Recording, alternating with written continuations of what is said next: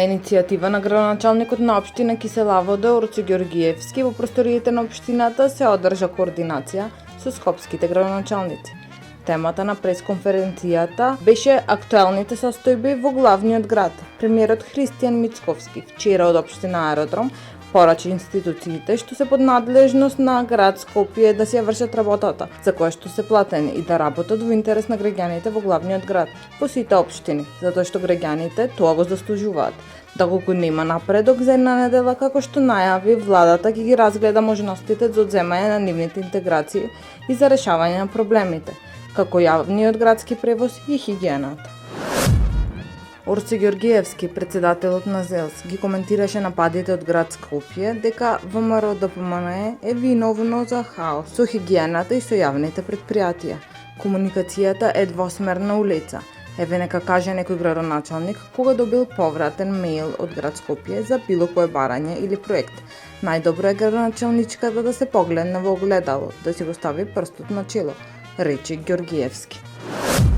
Поради поголема безбедност во образовните институции, општина Карпош ја ангажираше фирмата Magnus Engineering, која ги обновува нисконапонските табли, осигурувачи и електричната инсталација во основното училиште Војдан Чернодренски.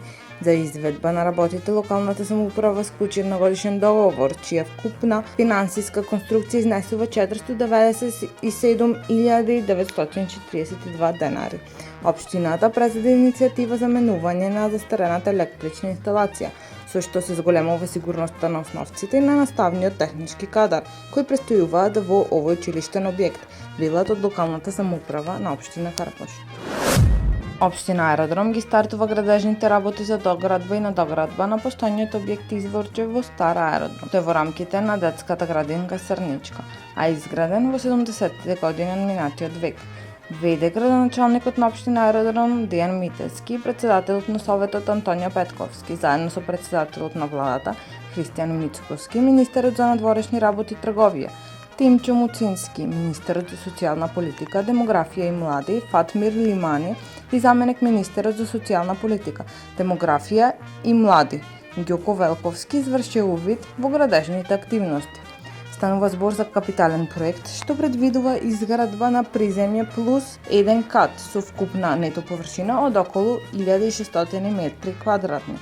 Вредноста на проектот е речиси 120 милиони денари, заеднички финансиран со средства на владата и општина Аеродром и рок на изградба од 12 месеци. Таму е Скопје, град мој љубав лише, што ми расте сни.